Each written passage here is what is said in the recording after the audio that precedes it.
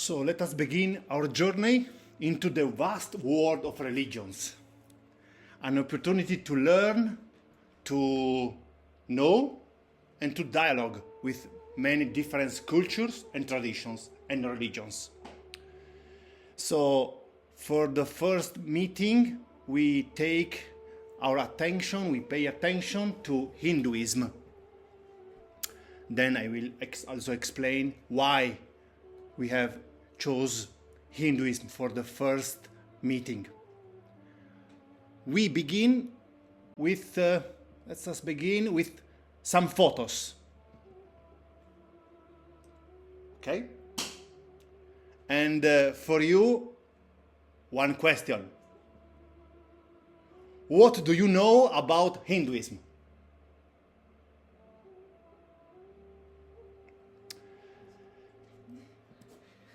Compare yourself with the person next to you. Answer. Okay, Mahmoud. Okay. I chose the part. Okay, tell me. Next to you, Francesco, perhaps with Noor or together. So, Zeman, what do you know about Hinduism? You can stay here with Francesco. Nothing. So you can try to identify some key words in Hinduism. Some key words. Okay? And then we can all share them together.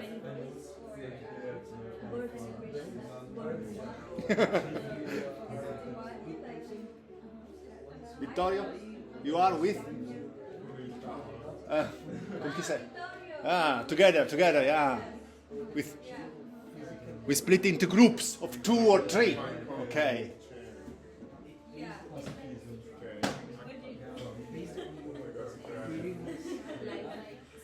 You can share. You can share into small groups and then together. Yeah.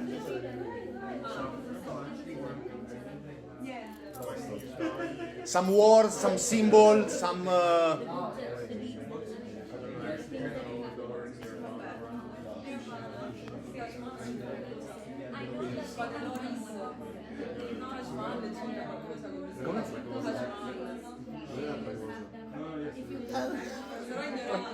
Vabbè, metti tutto.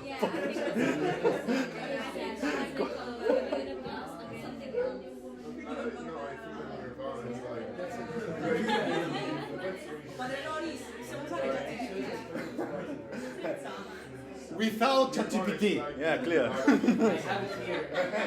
We have the AI. It's easy. Come on, hey, choose your part. It probably does. No, too late.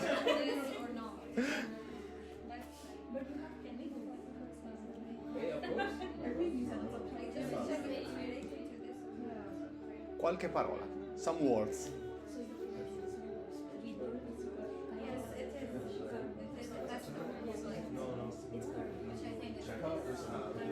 Dov'è? Dove si trova? Le origini, quale nazione? Vabbè. Uno, metti lì. Come l'esame.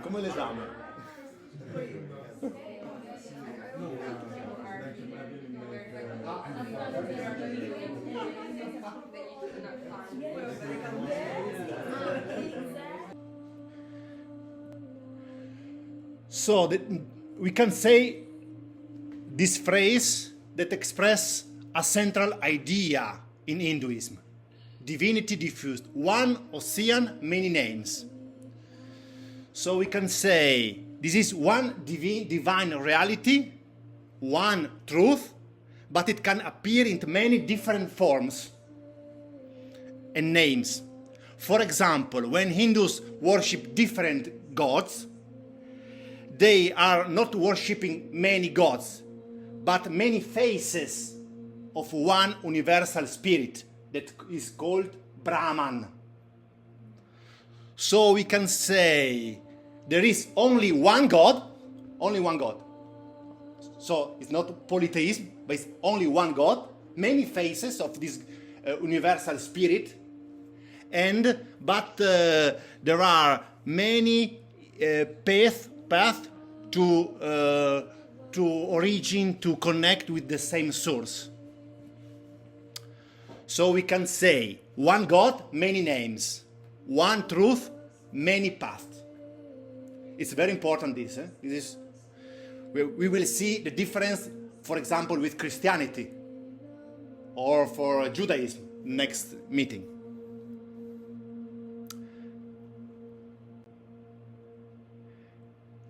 Hinduism, an ancient way of life.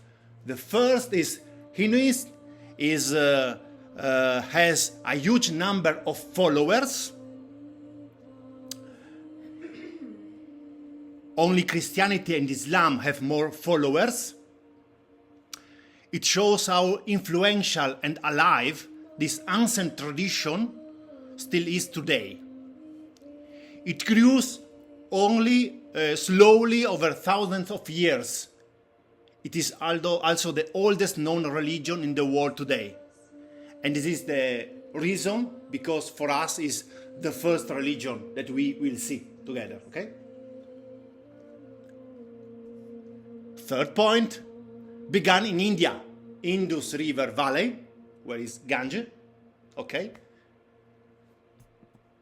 Here, North India and Pakistan, at the border of North India and Pakistan.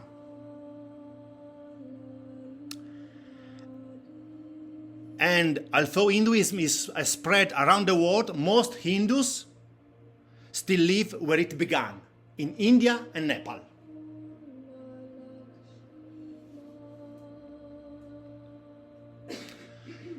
So we can note already that Hinduism is not just a religion, but a way of life into daily culture, traditions, festivals.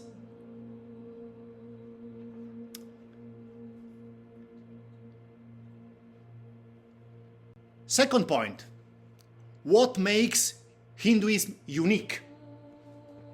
Colors. First, very important, unlike most other religions, Hinduism doesn't have a single founder, a specific date of origin, or one main holy book.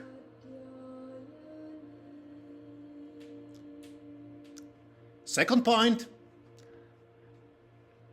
this means that Hinduism is not it's more like a collection of traditions, of books, and so on beliefs. Many names, many paths. Third, so more than a religion, a way of life.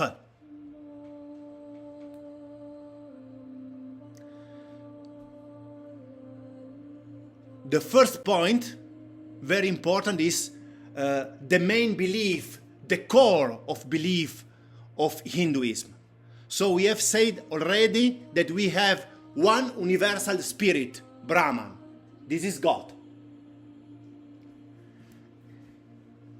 And each person also has an Atman, or soul, which is part of Brahman. And the main goal in life is to realize that your Atman and Brahman are one, that we are all connected to the same divine source. My Atman, it will be connected with Brahman, with this universal spirit.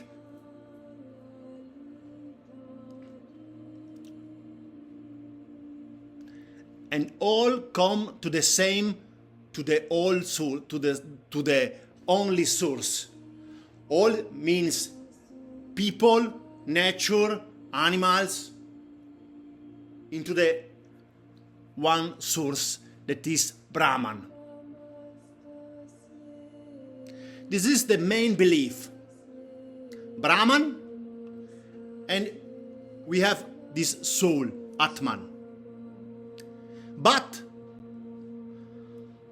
how does Hinduism view life, our life is one cycle of life.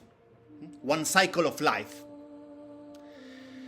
First thing, Hindus believe in reincarnation, which means that when a person dies, their soul is reborn into another body. This process is called samsara. So we are here in this cycle of life, birth, death, rebirth. Birth, life, death, birth, life, death. And your next life depends on your karma. Your karma.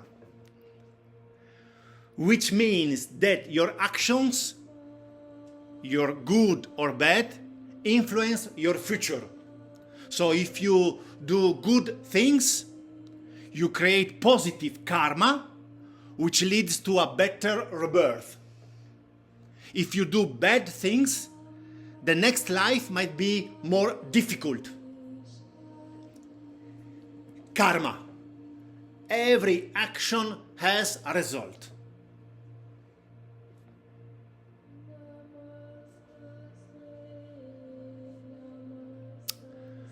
The final goal, you can see already there, is moksha. What is moksha? Which means this freedom from the cycle of their birth.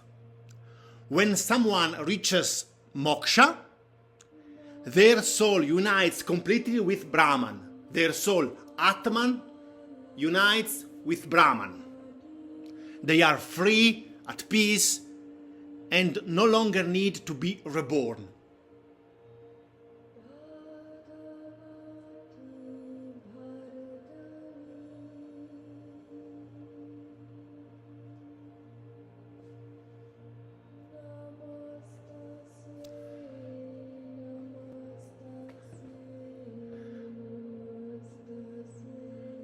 There are different ways to reach moksha. And depending on a person's nature and life. This path to moksha, they are called karma yoga, bhakti yoga, jnana yoga, raja yoga.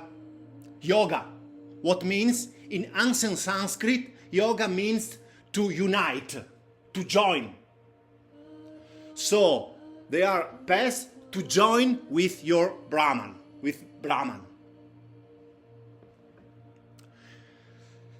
So your individual self is united with the divine. And there are 4 models, 4 types for karma yoga, the path of good actions and good services. Bhakti yoga, the path of love and devotion to God. So many paths you can see. Jnana yoga, the path of knowledge and understanding. And then important for us in our West world, Raja yoga is the path of meditation and spiritual practices, from which the postures and techniques practiced today derive. So we select in our West world, select a part of Raja yoga. Then we will see the difference between yoga in West and yoga in East. Okay? So you can see, you can note that there are the Hinduism with this path is very open and personal. It depends of your nature. It depends of your personal life. In your situation. One ocean, many rivers.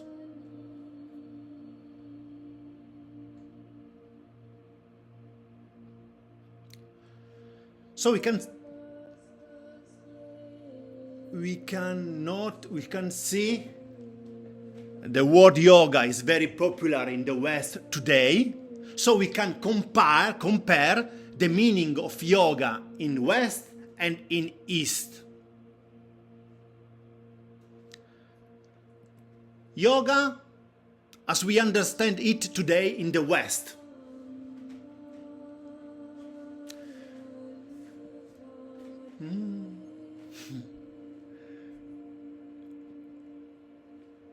Today, when we talk about yoga, we usually mean a set of physical and mental practices, positions, breathing, relaxation, meditation,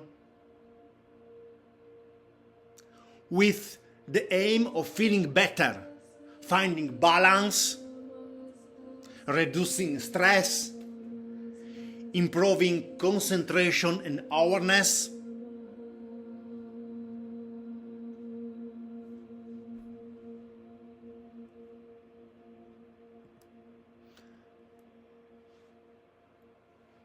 Often experienced as a secular discipline or as an open spirituality, not necessarily religious. And then yoga in Hinduism. Yoga in Hinduism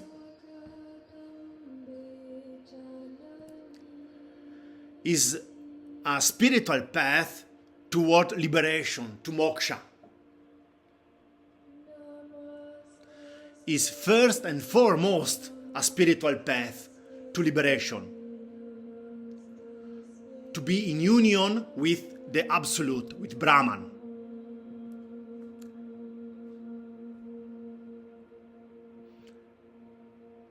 So it's not just like for us, for example, an exercise, but a complete way of life.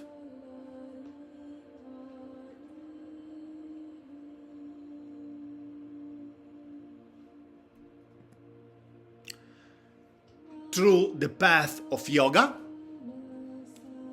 And so we can say that yoga in the West is like an universal language of body and mind. In East, in Hinduism, has the aim to transcend the ego to reach spiritual freedom. So it's like different.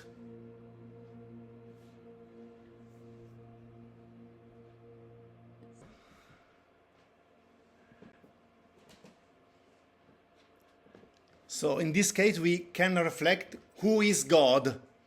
So we must say that even though Brahman is one, Hindus believe it can be experienced in many forms. In particular form is Trimurti. The three most important are known as the Trimurti. Trimurti is Brahma, the creator of the universe. There are forms, not God, other gods, okay? Forms. Vishnu, preserver, who protects and sustains life and has many avatars. I will go not so slowly. Shiva, and destroyer. So the destroyer or the transformer who brings change and new beginnings. And then there are also beloved deities like Ganesha or Lakshmi. Ganesha is an elephant because Ganesha, Lakshmi, they are helpful for your life. For example, Ganesha is the symbol of wisdom. So if you need wisdom, you have particularly help from Ganesha. We need wisdom. We need Ganesha in preparing our session.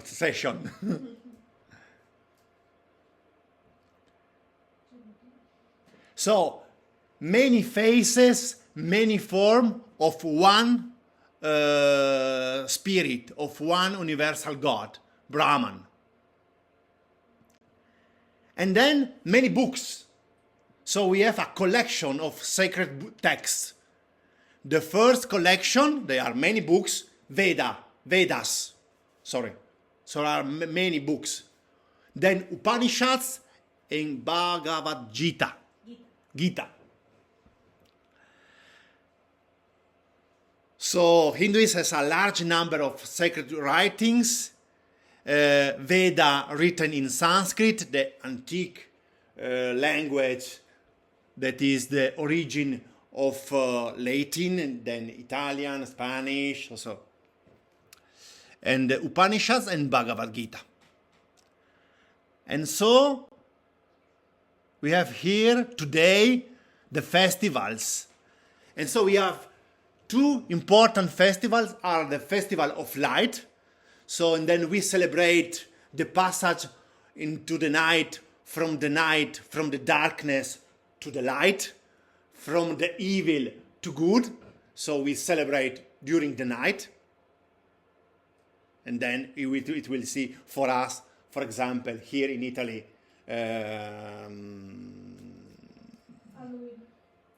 no, 25 December is Natale. Natale.